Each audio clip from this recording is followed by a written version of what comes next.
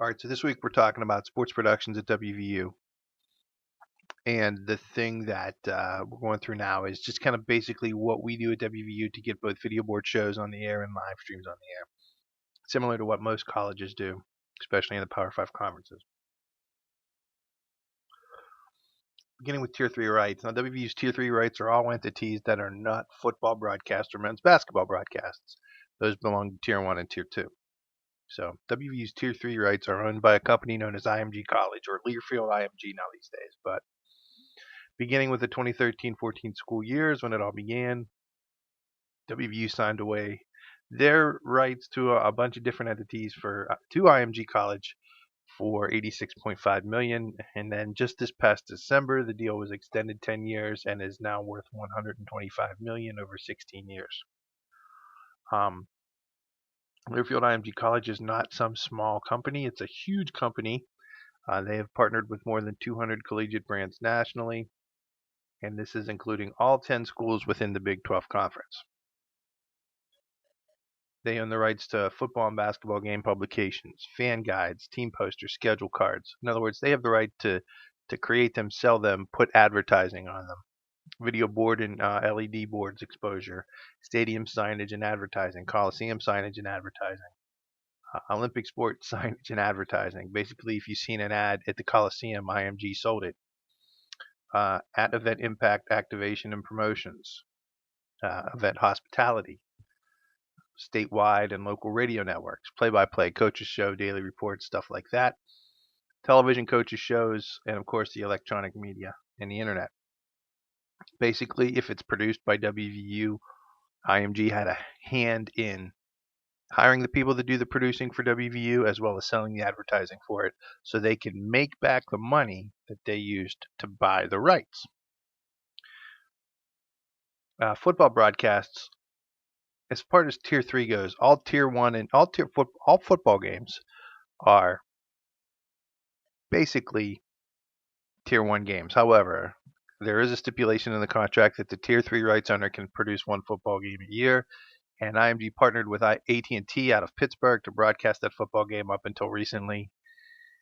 And then the Big 12 contracted with ESPN, and now Tier 3 games are carried through Big 12 Now and ESPN+.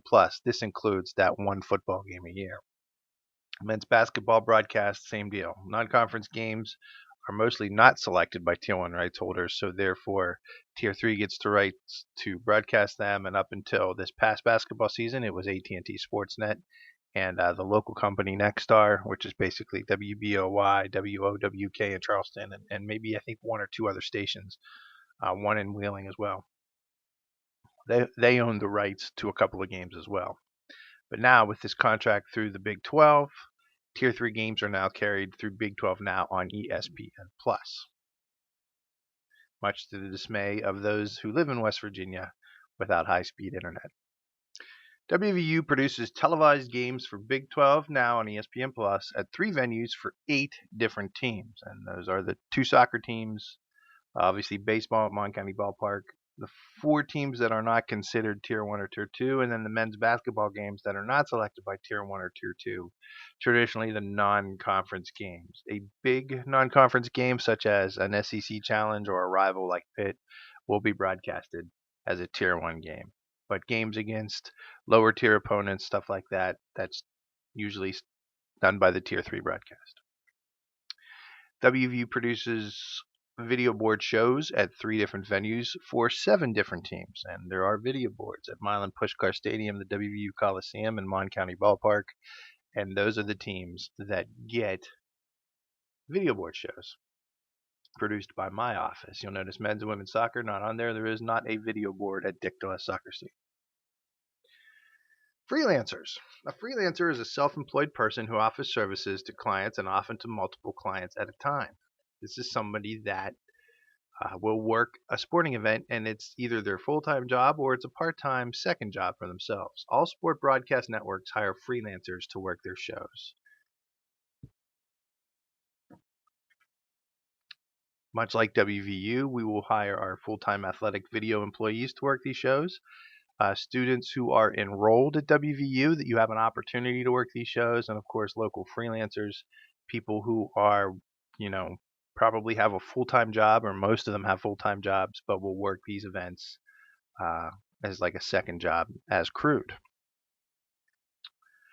Quite a few positions available for these events on both video board shows and Big 12 Now on ESPN+. Now, because of this, you have media timeouts, and all sporting events have designated media timeouts. Media timeouts not only affect the live broadcast for television, but also radio broadcasts and in-venue video board shows. So when we go to break, not only is TV going to break, radio is going to break, and that's both teams usually bring a radio network, as well as it's time for the video board shows to go to work more heavily than they have been going. And every sport is different. For example, college football, an ESPN show will do 4 commercial breaks per quarter at approximately 2.5 minutes each. Fox will do 3, but they'll do their breaks longer. And they also have a floating bonus break for 90 seconds, if you will. Producers instruct the red hat at football to ask referees for permission to go to break. 99 times out of 100, a referee will say, yeah, go and go to break. But on occasion, they have the option to deny a network the break. When do college football media timeouts happen? They're not scripted, so they happen after a point after attempt, not after a touchdown, because we have a point after. So you score a touchdown, you kick the extra point or go for 2, then we go to commercial break. After a punt return, during an injury, during an official review, after a turnover, and of course at the end of a quarter. That's when football goes to break. Men's college basketball, scripted. And there are 9 times we'll go to break, including halftime, for media timeouts. There are 9 break zones, and it's a dead ball break zone. In other words, that clock hits 16 minutes exactly. The next time the whistle blows by a referee indicating a stoppage in play, or a dead ball, if you will, we're going to go to commercial break. 16, 12, 8, and 4. 60-minute mark at the 12-minute mark, at the 8-minute mark, at the 4-minute mark. And of course, we have floating dead zones, if you will. If a timeout is called 30 seconds before a dead ball break zone, in other words, Coach Hugs is angry, he calls timeout. There's 12 minutes and 4 seconds on the first half clock. Guess what? We're just going to go to break now. Second half is the same except for one exception. It's the first called timeout of the half. We're going to go to break. So let me put it to you this way. At 16:04 in the first half, Coach Hoggins is mad, calls timeout. We're going to break. We come back from break. We play 6 seconds. Now it's 15:58. Stoppage in play. We're going to go to break again. Why? Because that's the first dead ball, 16 minutes or less. It can get confusing. It's very confusing, and you have to be on your toes when it comes to that. But if that's not enough, women's college basketball, they play 10-minute quarters. So instead of one 20-minute half, there's 2 10-minute quarters in a half, or 4 10-minute quarters in an entire game. And it can get real confusing. College soccer, no timeouts during college soccer, only halftime. Volleyball, first time a team hits 15 points during a set, and of course between each set. Baseball, between every half inning and during pitching changes. It's pretty obvious. So, WVU Sports Marketing, all sporting events have scripts for in-venue entertainment as produced and written by the WVU Sports Marketing Department. They are used primarily for video board shows. And what that means is when we go to commercial break during a football or a basketball game or even a baseball game, maybe an advertiser or a partner in this case has sold something.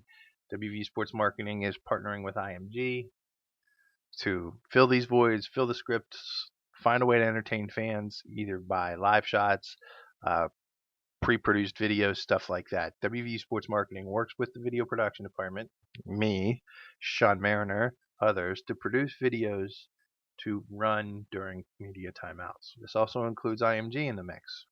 They all work together. But scripts determine the flow of the show for the following aspects: video boards, live shots, the band, music played during timeouts and stuff like that, as well as sponsored promotions.